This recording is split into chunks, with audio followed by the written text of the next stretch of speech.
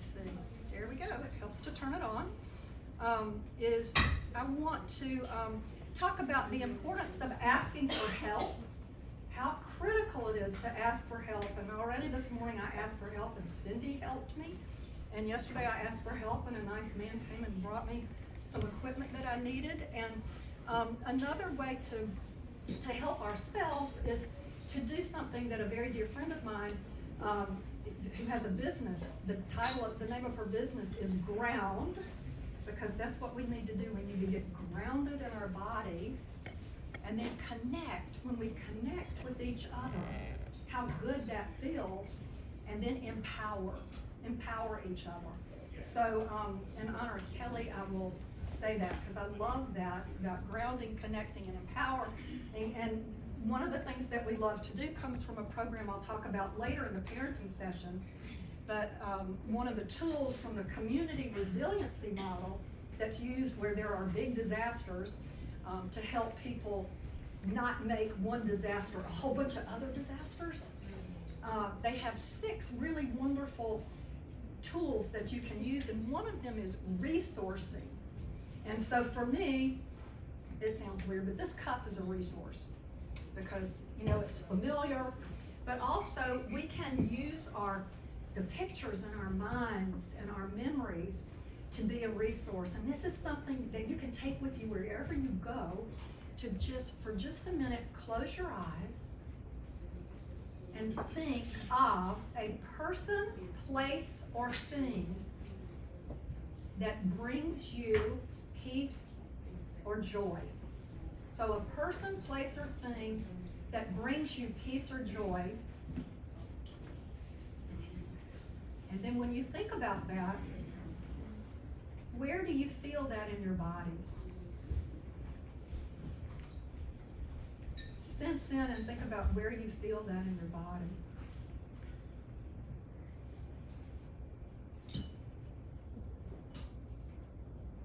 Okay, now we can open our eyes and come back. But for me, I think about a time I was with my daughter, and I have this wonderful picture of us, and it just brings me to center. I used to say to my kids, because we were divorced, my husband and I were divorced, and they kind of want to be with him when they were with me, and they kind of want to be with me when they were with him. And I would just always say, be where your body is. Because I think that's one of the big issues that we have today, is people being in their bodies. It's very hard to stay in your body when there's so much going on, right? So if we can do that, it will help us reach our full potential. We'll be grounded with our children, just as the teachers will be grounded with the children when they are regulated, when we get regulated. And we'll talk more about that later too. So these are reflections on the gifts of being a healing-centered mother. I didn't know what healing-centered meant until like maybe 5 months ago, but I realized, dang, that's what I am. I was a healing-centered mother before it was cool. I didn't even know. So, and I think that I could be because I learned how to ask for help.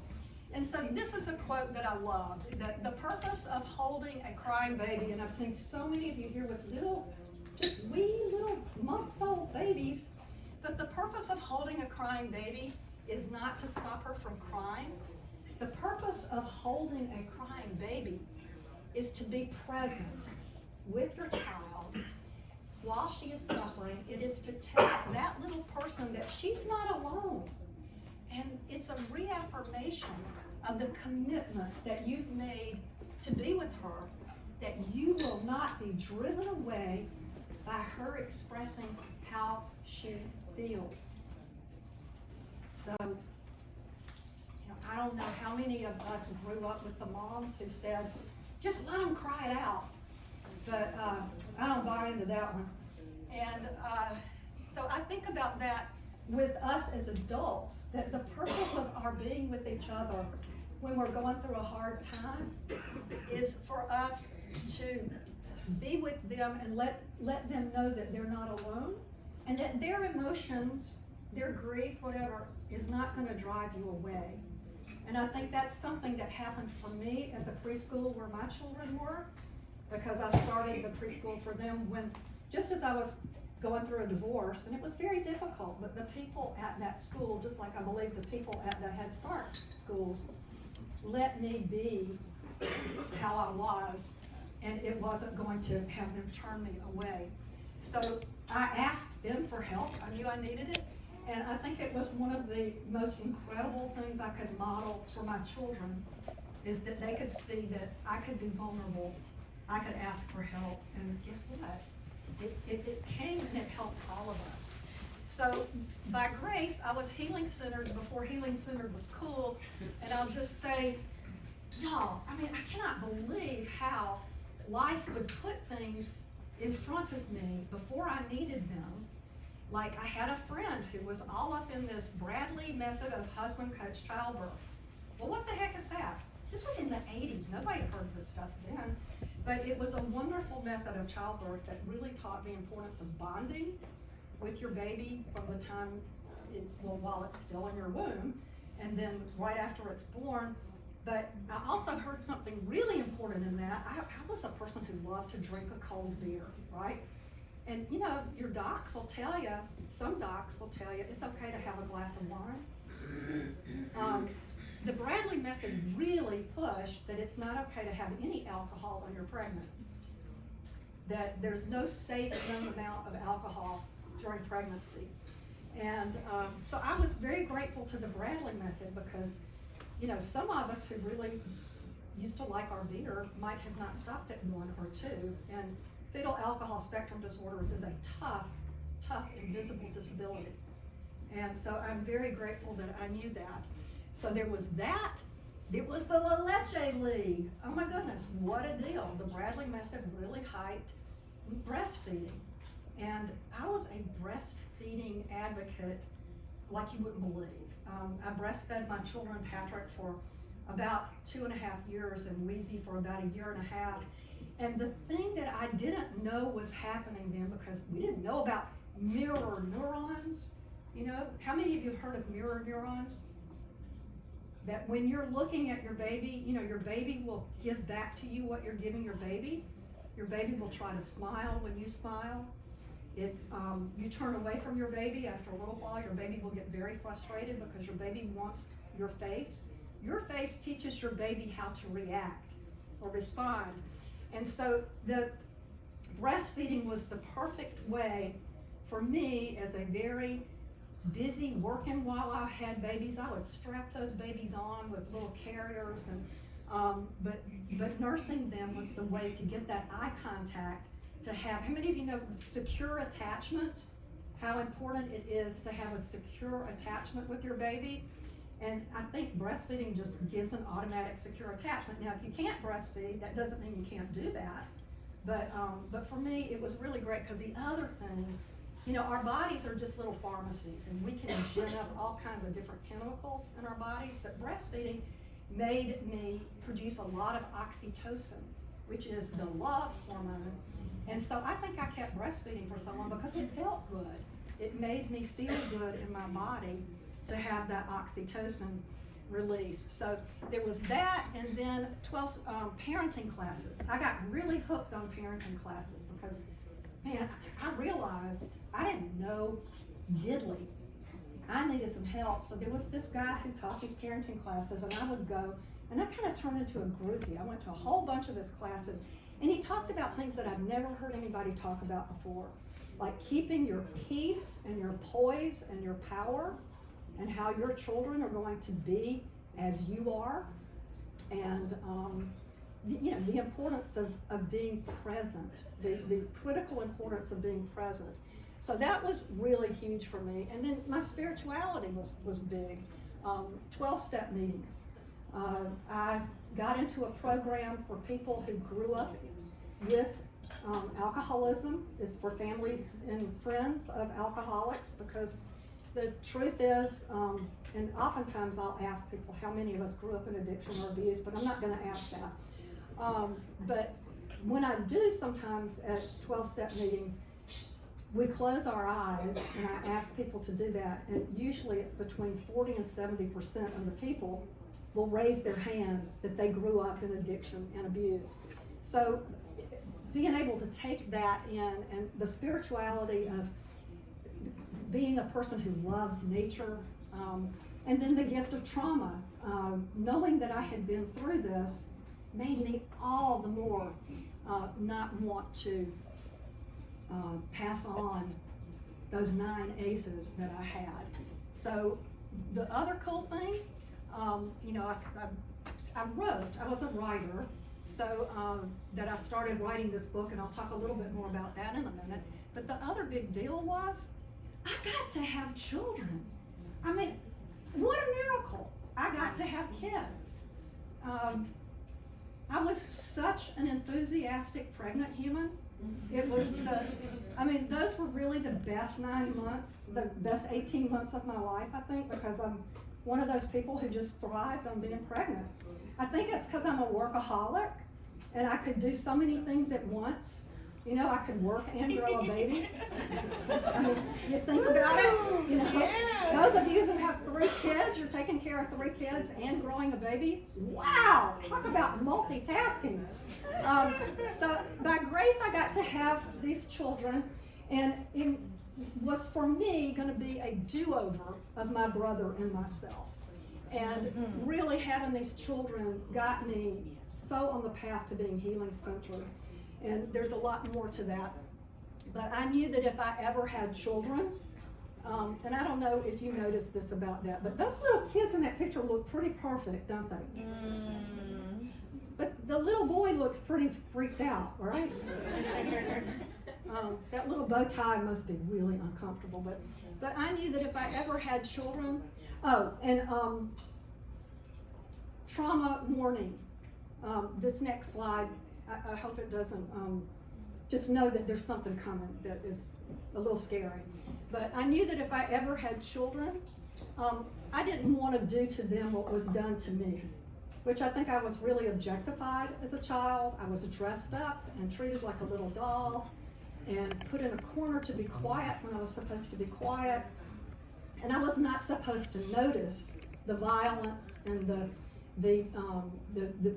guns and the crazy stuff that was going on. I was just supposed to be seen and not heard. And you know, my parents and my father died very young. He was an alcoholic and a diabetic, which is a horrible combination. But you know, they perpetuated cycles of trauma that were done to them. And so, you know, looking good was really important to them. So I vowed to break those cycles. And, you know, I think you guys are breaking those cycles, having your children at Head Start.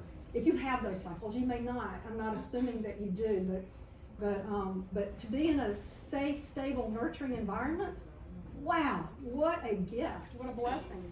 So I learned with the kids and the parenting classes that I would really need to reparent myself. And so I had to learn how to reparent myself as I was parenting my children. Once again, jackpot for a multitasker. So I had a lot of good friends in the programs that I was in, and I leaned on them. And this woman, who also had a hellacious number of aces and is now dead, because people with more than 6 aces are likely to have their lifespan cut short by 20 years. You know, I don't know that for a fact about her, but that's just one of the things that the public health information shows us about adverse childhood experiences. How many of you have heard of adverse childhood experiences, ACEs? All right, great, good. So anyway, she told me these rules, and you might want to write these down. These are very important to me. That she said, ask for help. You know, ask for help, listen to the directions. That's always hard for me. I have ADD, but listen to the directions. I write them down if I need to. Follow the directions. You know, it's one thing to write them down and to say, oh yeah, I got it, but then to really follow them. And then if it doesn't feel good, we can vote with our feet. We can walk away, right? That was a big one for me. And then have some fun. And you know, I may seem like a fun person, but fun is not my strong suit. Being brought up the way that I was very intense, I was very focused. Having fun made me afraid that something bad was gonna happen. You know, the other shoe would drop. Is all this making sense and resonating with y'all? Yeah. All righty then. Thanks for the amen from the back corner. So fun was not my strong suit, and I knew that I couldn't do this alone, that I needed some help, and that I needed to be around sane people who loved me. So I took the kids, this was to a church retreat, at a beautiful church retreat in North Carolina, and made a point of being around people who were doing it really well. You know, one of the big things we hear in 12-step is fake it till you make it. So, I figured be around the people who are doing it, learn how they're doing it, fake it till you make it, and being around same people who love me was the ticket, And the business about peace, poise, and power, I learned that anything that can make me react becomes my higher power. If this morning Cindy hadn't been here to loan me this remote, and if I had gotten frustrated, I would have let the lack of the remote become my higher power. I mean, I'd have figured it out, would have just done it off of this, but if I let that lack occupy my brain, my thoughts, my being for a little while, I've let it become my higher power. So keeping peace and poise helps us keep our power, and one way we can do that is to ground, to do that resourcing. Sometimes I just hug my mug. Y'all, I've got a black one that I've had for like 15 years. It's got more sky miles than, it's got a lot of miles. But, so I knew that how I responded would teach my children how to respond, because that mirror neuron business is not just about when they're infants. I mean, we do it to ourselves all the time. If I'm smiling, you're gonna smile back. And our brains, what we think about, we bring about. So if we're focused on the joy, we're gonna attract more joy. And if my children saw me respond, they would learn how to respond too, and wouldn't have a trauma reaction, screaming, yelling, kicking, biting, fighting. But I mean, they did do that sometimes, because hey, kids do that.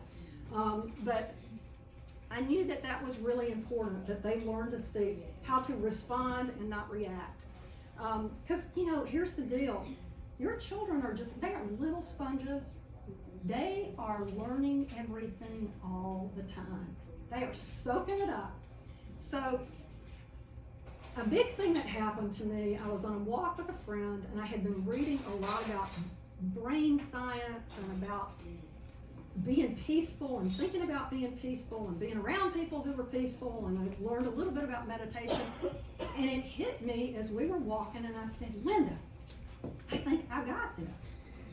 Children are either wired for peace or they're wired for chaos, right? And I knew I'd been wired for chaos, I mean, just straight up. That I was unwiring myself along the way to be more wired for peace. Because I wanted to choose peace, and I wanted to choose love, and that's what I wanted for my children, because that's what I wanted for myself, and that's what I wanted for the three of us. We were a tight little bunch. So this is really important, right? For you guys, especially the Head Start teachers and staff. Students who are loved at home come to school to learn. And students who aren't loved at home come to school to be loved. Because we know anything and everything that a child does, that we as humans do, it's all a cry for love, right? That's what we all want. So I knew that I would do everything I could to wire them for peace, but first I had to rewire myself, and I had a lot of ways to rewire myself, fortunately. And fortunately, I had some time, a little bit of time to do that, because thank goodness my kids were in great preschools.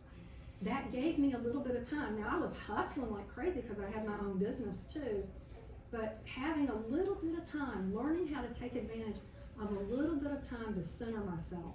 Even in the carpool line, to center myself before they got in the car, so they could get in a car that was not full of rush anxiety, but it was full of, I am so glad to see you.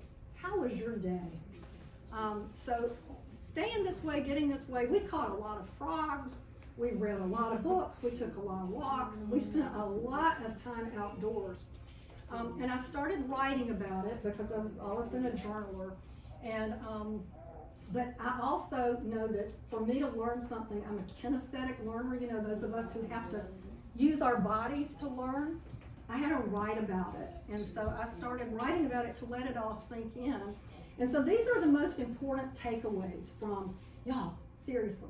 I mean, I sat in a gajillion 12-step meetings, so many parenting classes, read so many books, and tried to put all of this together in a way that I would have a self-guide.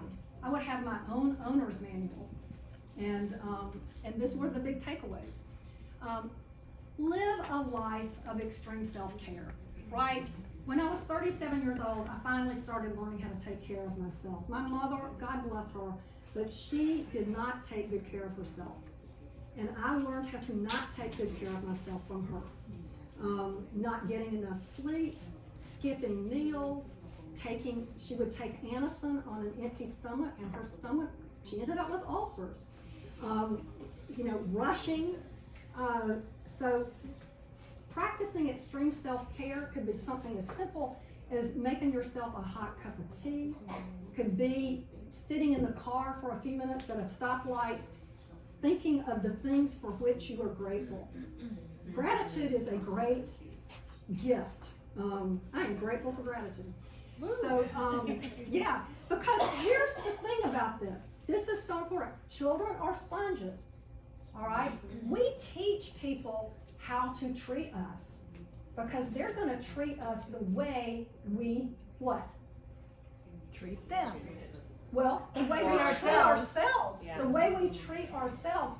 So if I'm abusing myself by rushing and not eating and feeling tense and not getting some exercise to burn my wiggles out, geez Louise, I'm going to teach them to do the same thing.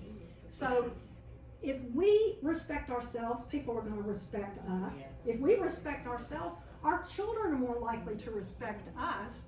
And if we don't want them to repeat negative behaviors, we have to stop them ourselves. So geez Louise, having to own that.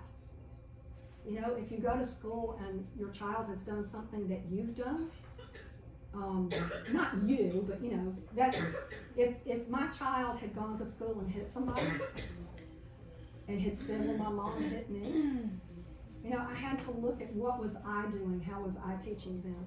So the importance of 12-step community and regulation, it's not for everybody, but for me, it was great because, some famous person said that one of the biggest problems in the world is that most people can't sit by themselves quietly for a while. And going to those meetings taught me how to sit still. That's okay, these things happen. Get rid of that damn phone. We must have needed a break.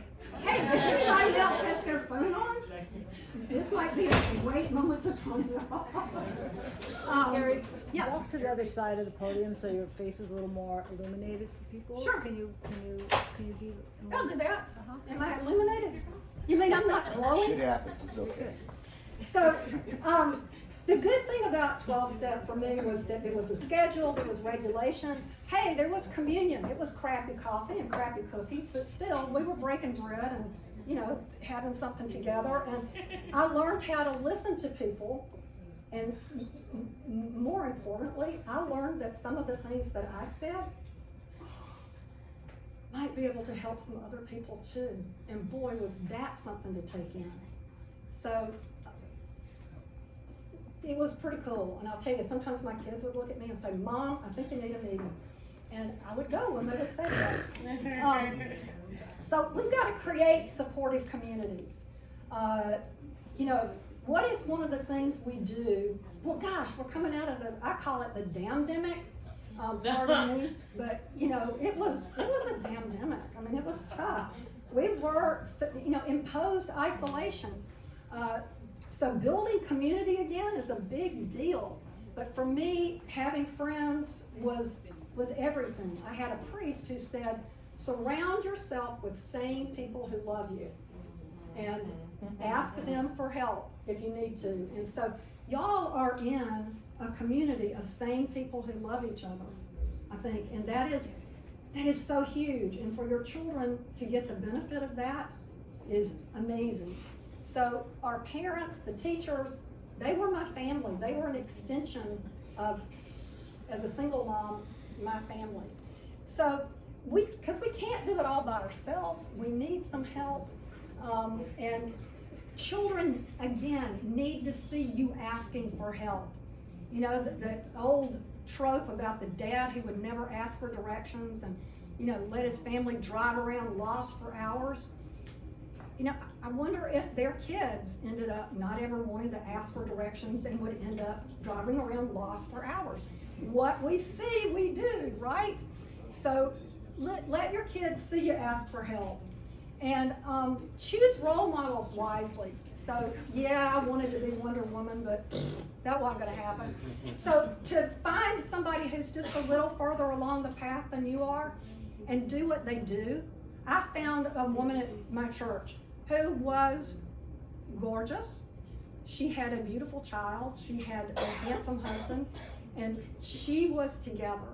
And I said, may I learn from you?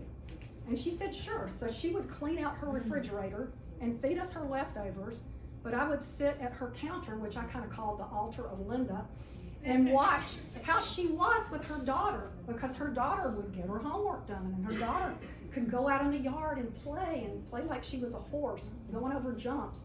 And it was so good for my little kids to see her daughter play and be a little bit ahead of them, and how she was really all about getting her homework done and whatnot. So we became very good friends and still are, and relying on your community-centered daycare too. There are role models there, you know, the teachers and your fellow parents. If somebody seems to be doing a great job, you can ask them, well, how do you do this? And how do you do that? Because hey, guess what? Kids don't come with an owner's manual. I mean, how nuts is that? That we get these little beings and we're supposed to go home and know what to do with them? Whew. So we gotta ask other people, and people, you know, used to live in tribes, and there would be all kinds of aunts and uncles and cousins and sisters to help you, and grandmas and grandpas to help you take care. Most of us don't have that anymore, and I sure didn't. My ex-husband moved like 800 miles away, and my mother was very ill when my son was born, so I was pretty solo, but not for long. So what, the other thing you want to do, or that worked for me, this is not me saying you got to do this is just what worked for me, was creating a sane and loving home life. So I tried to make home really peaceful. We had a dog, and we had 2 dogs, and the dogs, oh my gosh, they were such great distractions. They were like circus dogs. They were so funny. They were hilarious. But that we would get home and we would eat, and then we would spend time together reading. I put a hammock up in Wheezy's bedroom, and we would, well actually Wheezy and Patrick's bedroom, because they shared a bedroom until he was a little bit older, and then he took my office and that became a bedroom. But you know, children need to learn how to breathe deeply and seek peace. If anybody's ever read the book Dinotopia, yes, I lifted that line from it, but breathe deeply, seek peace became kind of our family mantra. So as I said, making home life sane and nurturing and not criticizing. Do you know it's really hard to say you love somebody and criticize them at the same time? I mean, if somebody ever says they love you after they've just said, golly, you really need to brush your hair, or you know what, it's really hard to take that in for them to say they love you after they have given you some criticism. So I've really tried to not do that. I really tried to teach by example and not by my words, right? So one of the best ways to turn your home into a sane and loving environment is the bedtime. And to make the bedtime time really calm down time, and the time to read and be together and say prayers and just be. You know, that was very important. And snuggling up in that hammock was a real deal for us. So another thing that was really important for people who grow up in addiction and abuse, boundaries just don't exist. You know, it's like just the speedway over boundaries is huge. And boundaries, telling people to please stop, I don't like that. It doesn't feel good for me when you do this. To get that no is a complete sentence. Being able to set and keep boundaries. Does anybody else have that trouble? Is keeping boundaries tough? Like my mom was the primo boundary crasher. And there was a time that I didn't speak to her for 8 months because I had to let her know I would not accept criticism and negativity because I didn't want to pass that on to my kid. It wasn't just that she was harsh and mellow. It was just that I did not want that energy around my children. So let people hear, let your little people hear you say no, and know this, that no is a complete sentence. Okay, I'm gonna ask y'all to do one quick thing while we're right here. Let's make better decisions, and let's make a decision right now to stand up for just a minute. Okay, if y'all are willing to. If you don't want to stand up, you don't have to. You have voice and choice with me. But making better decisions, for me, sometimes a good decision is to stand up and stretch. Y'all stretch with me for a minute. Do a big old shoulder roll. All right, turn around, look at the person next to you, give them a fist bump. Just to connect. Sometimes I even jog in place, right? And so just move just a little bit, and you can sit back down now. But that's choice. There you go. And if you want to stay standing up, do. It's okay with me if you want to keep standing as long as you don't block somebody else. But that's choice. You've got choice in your life. And just being able to stand up when you need to, sometimes it's enough. For me, sometimes just closing my eyes in a tough situation reaffirmed for me the fact that I had a choice. You know, if things were going badly, I could just close my eyes and okay, I have a choice. I can close my eyes and not have to see this anymore. Because voice and choice are very important to us as human beings. And also to be trauma-informed and healing-centered, to give others voice and choice. So making decisions was always hard for me, and it comes from being in a trauma background that, you know, if you grow up with whatever choice you made is probably going to be the wrong one, you get real afraid of making decisions. So it's still kind of hard for me sometimes. But I had a therapist who one time said, just flip a coin, you know, if you're really stuck. Because I could spend a long time with, you know, this mental, just obsessing over choices. And we got to snap out of that. And moving sometimes helps us make better decisions because we get in our bodies. All right, so we're going to keep clipping here. The good thing about this, where am I now? On the making better decisions, that there we go. That the decisions that we make tell people how we're living our lives. You know, if we don't get enough sleep, people see it in our faces. If we don't get enough exercise, people see it in that we're sluggish or we're falling asleep at work or whatever. If we don't drink enough water, people see it because, you know, our skin starts looking not that dewy, great look that we like. I mean, there are all kinds of ways that people see what our choices are. So our lives are evidence of the choices that we're making. And when we choose healthy, sane, loving, safe, stable, nurturing choices, it shows up in our lives, and it shows up in our children's lives. And the routines that we make, I'm a real big believer in routines because having a routine, and I even made a necklace, right? that was our morning routine necklace that I posted that had all the things that we needed to do in the morning. Because having those things established meant I didn't have to make a whole bunch of other choices, right? So, yeah. And then spending our precious resources wisely. That's also about choice. That's another way that the choices that we make tells people what kind of lives we're living. If I was blowing all my money on candy or whatever, you know, we would see it in my kids being hyped up and they're having bad trips to the dentist. No, I mean, not necessarily, sometimes that happens anyway. But the way that we spend our energy and our emotions and our time and our money,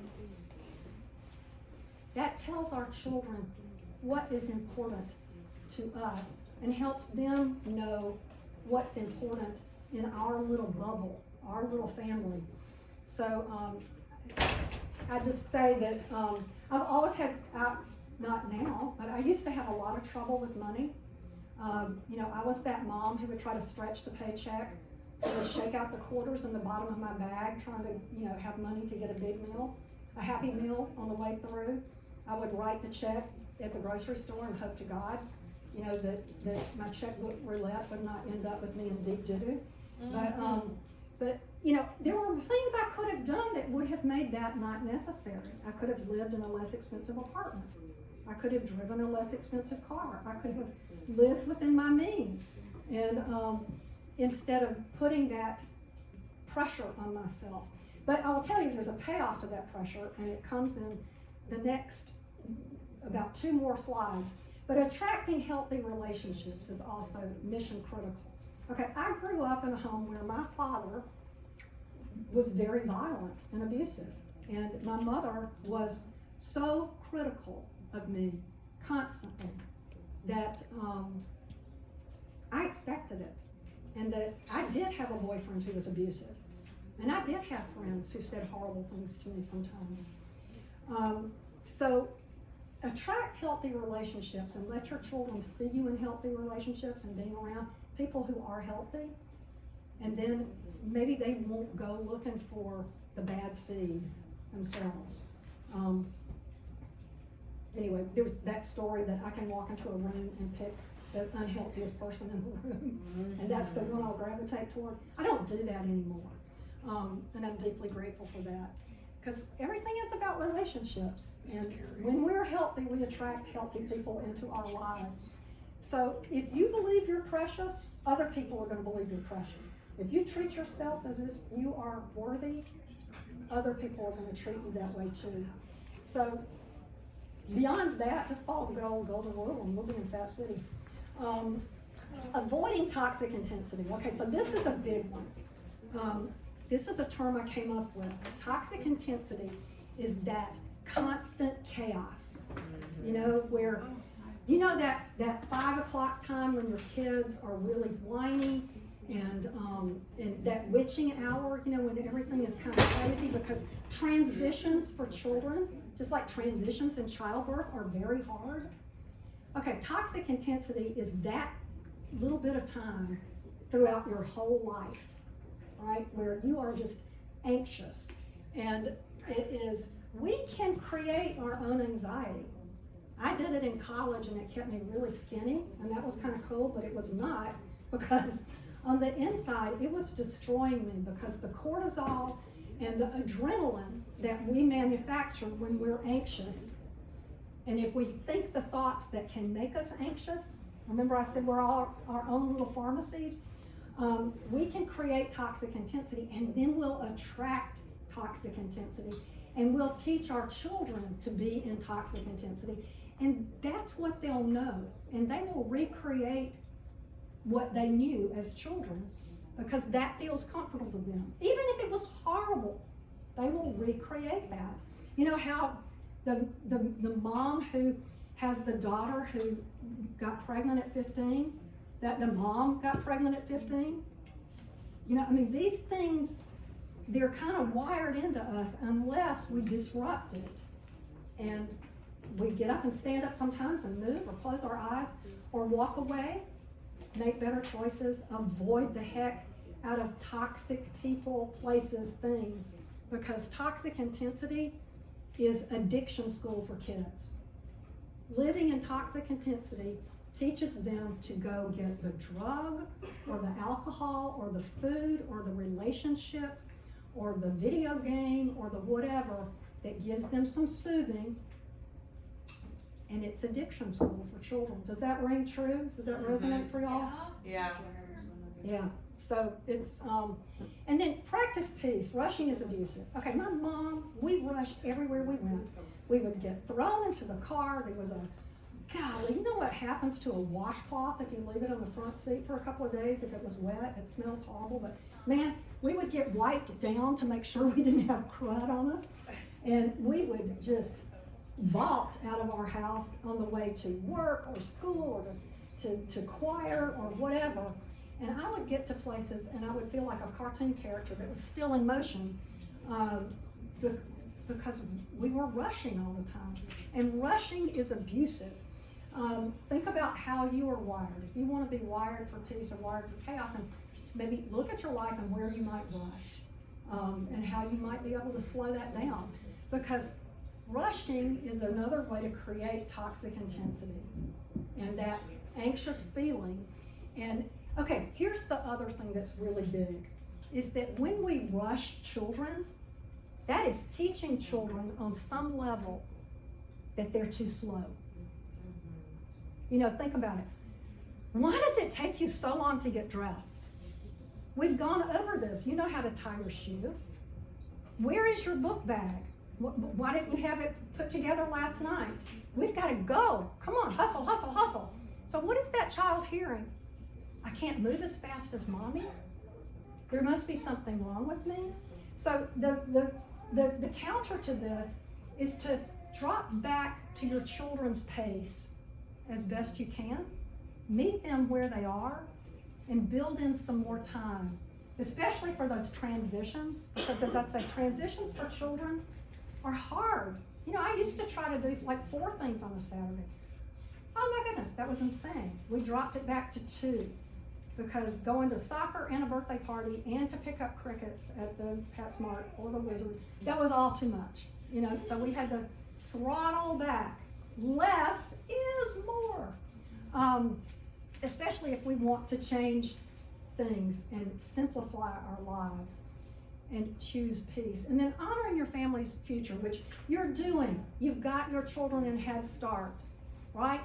Pouring your time and your money and your energy into their little heads and hearts so that they are fed the nourishment of being in safe, stable, nurturing environments, being around sane, strong people who love them, seeing us ask for help and not be ashamed or embarrassed because we don't have all the answers.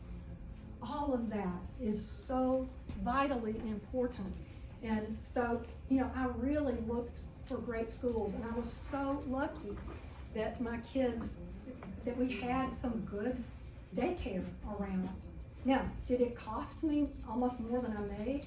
Yes, but I knew they were safe. I knew they were in a safe environment, and the people who ran the daycare, I could call them at any time. They were my co-parents. So pouring your energy into them, into their little hearts and minds, is about helping them be around good friends, the good friends at school, the good books, the good sports, you know, the good faith community, because that's how you're spending your time and your energy and your resources, is exposing them to the best things you can possibly expose them to. So that's what they're going to look for throughout their lives, because we're wiring them for peace and not for chaos. So finding out about ACEs. Okay, so I learned about ACEs in the year 2000. I had a mentor who sent me the ACEs study. I read it. I have to admit, I swung some snot. I cried because I realized that I had so many of those ACEs. And at first I didn't realize I had so many, but I knew I had a lot.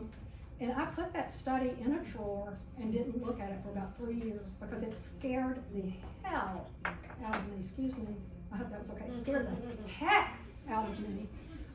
Because one of the big takeaways from it was that, you know, people with 6 or more ACEs are likely to have their lives cut short by 20 years. So I was about 40 and I figured I was on borrowed time. I'm really on borrowed time now, but the great news is that we can heal in the brain. What made me able to deal with the news about ACEs was that over the years I kept looking at information on the brain and learned that the brain is quote unquote plastic. We have neuroplasticity, and so that, guess what? You can teach an old dog new tricks. You know, that I can rewire myself, and I was rewiring myself. Going to those meetings where we talked about gratitude, you know, going to what was positive, going to the strengths-based instead of what was negative. You know, that I was always getting the fuzzy end of the lollipop. So, because that was not true. I had a lot of great advantages, and I needed to dwell on those. I mean, white privilege for one, for crying out loud. You know, I had a grandmother who adored me. There were a lot of positives there, and I needed to focus on those and dwell on those. And we'll talk more about that in the parenting session. But, you know, learning the truth about ACEs was huge for me because after the news started coming out about neuroplasticity, I really embraced this and started writing about it a lot. Because it was as though, y'all, this is it. Think, we have something that can prevent cancer. Everybody's looking for the cure. You know, we have something that can prevent addiction. Everybody's looking for how to not let kids get addicted. Having kids grow up in safe, stable, nurturing environments, having them in a place that's joyful, like a Head Start, that's the anti-addiction, right? Yeah.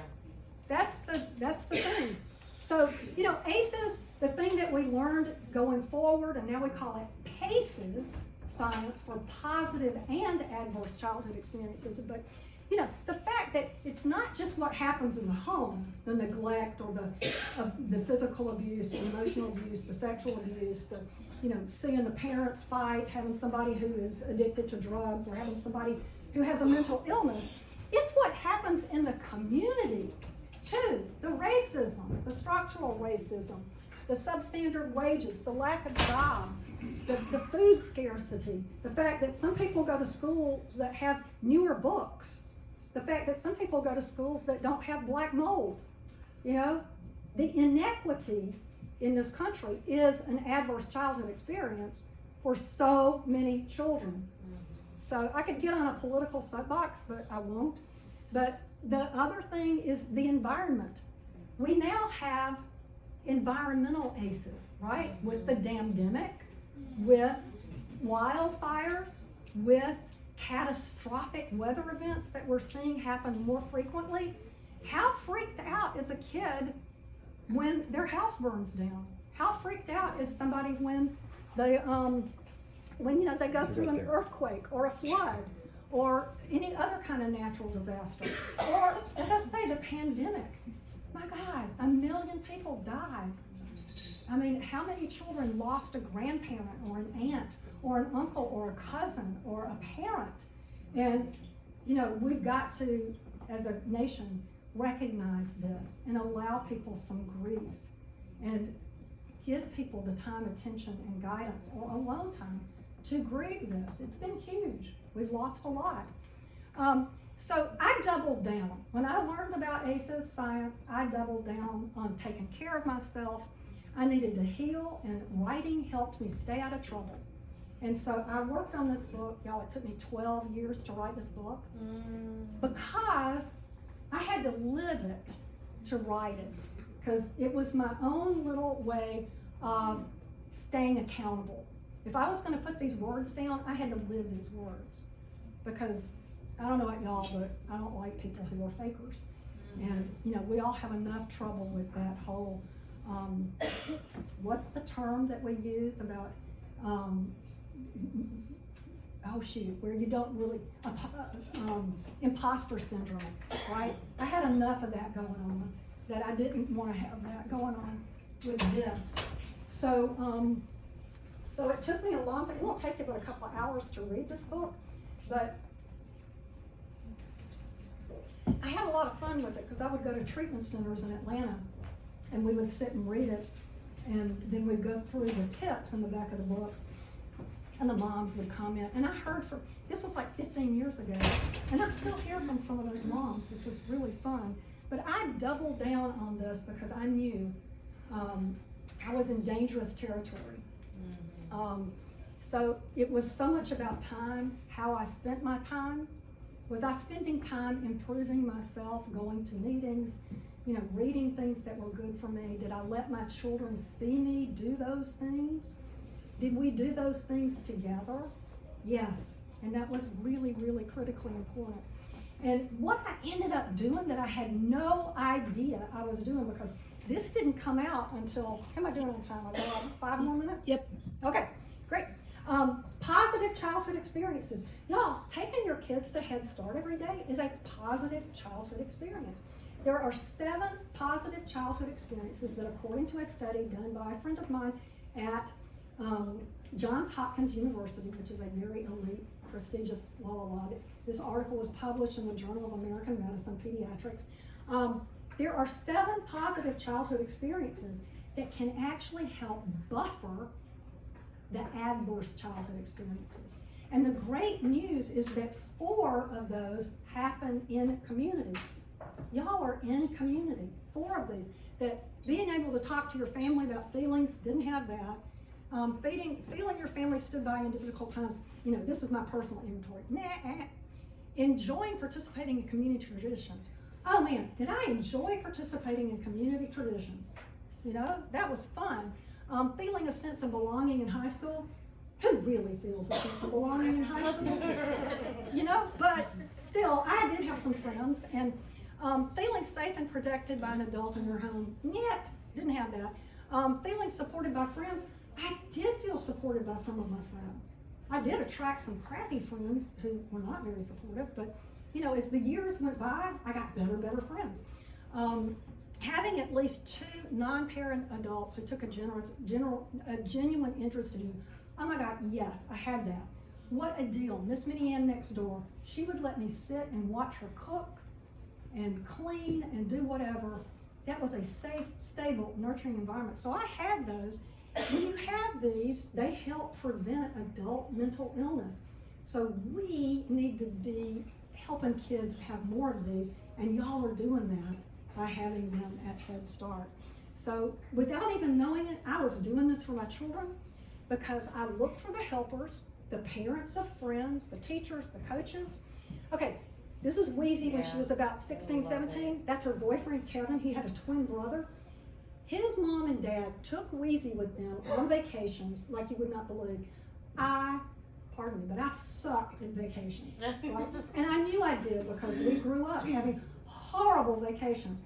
But I would let my kids go whenever they got invited to go with normal families on vacation because I knew it was going to be good for them. And it really was because they learned how to have fun. So give your children a bunch of other mothers. My mother hated it when I had a friend's mother who was close to me. She felt very jealous about that. I feel sad about that, but you know, I wanted my kids to have other mothers. Patrick, okay, he played football. His coaches became like his other daddies.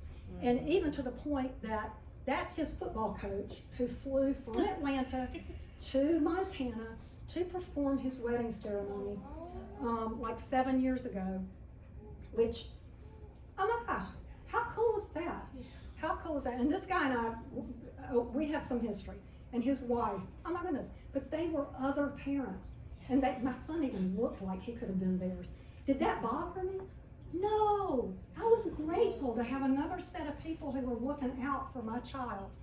So I let them do what I could not do. And boy, was I lucky for that. Let's see, this is not, there we go.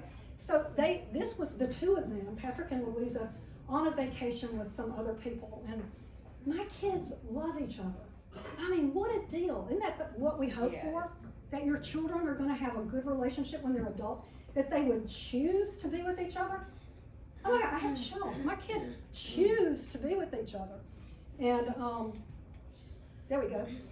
And their dad, I had a law for myself. I could never say anything bad about their dad. Anytime that they could go spend a holiday with him, they were gone. I sucked at Christmas. He did Christmas great. His wife was a master at Christmas. And so I kept Easter. It was my favorite holiday. It was about rebirth and renewal. That worked. So I had them spend as much time with their dad. You know, maybe I married husband number 2 because he was a pilot, so the kids would have all those free flights. I don't know, but it did help because they got to see their dad and they got to go on these great trips a lot more than they would have otherwise. So, you know, here's the deal. My kids now, y'all, this just makes me want to jump up and down. My kids got into the business of giving other people positive childhood experiences. My son owns a rafting company called the Flying Pig in Gardner, Montana. And he and Weezy worked there, and his wife worked there. And, well, actually, they worked for the competing rafting company, but now they own the company that she used to work for, which is just amazing to me. And they give positive childhood experiences to families, which, you know, because here's the deal. We've all got to give positive childhood experiences to children. Yeah. Because each of us must come to care about everyone else's children. We must recognize that the welfare of our children and grandchildren is intimately linked with the welfare of all other people's children, right? After all, when one of our children needs surgery, somebody else's child will be the one to perform it. And if one of our children is threatened or harmed by violence, it's gonna be somebody else's child who does that. So the good life for our own children can only be experienced if we want the good life for everybody's children. Because if we hurt one, we hurt all. So I love that quote, and it rings true for me. And the payoff for me, y'all, when I get finished with this tonight, I'm going to get on a plane and go to Bozeman, Montana, where it's supposed to be like 17 below. And I bought a new coat, let me tell you, and see these people. My son married a wonderful human. She's a physician's assistant. She came from a normal family. And then my daughter has been with this wonderful guy, again, normal family, for 5 years. And my gratitude knows no bounds for the fact that my kids love each other. They're in sane relationships, supportive. I could not ask for more. I could not ask for more. And I think it all happened because I was willing to ask for help. So I encourage you to do that. And there's some tips on asking for help in the book. So anyway, I just cannot thank you enough to have invited me to be here with you today. Thank you.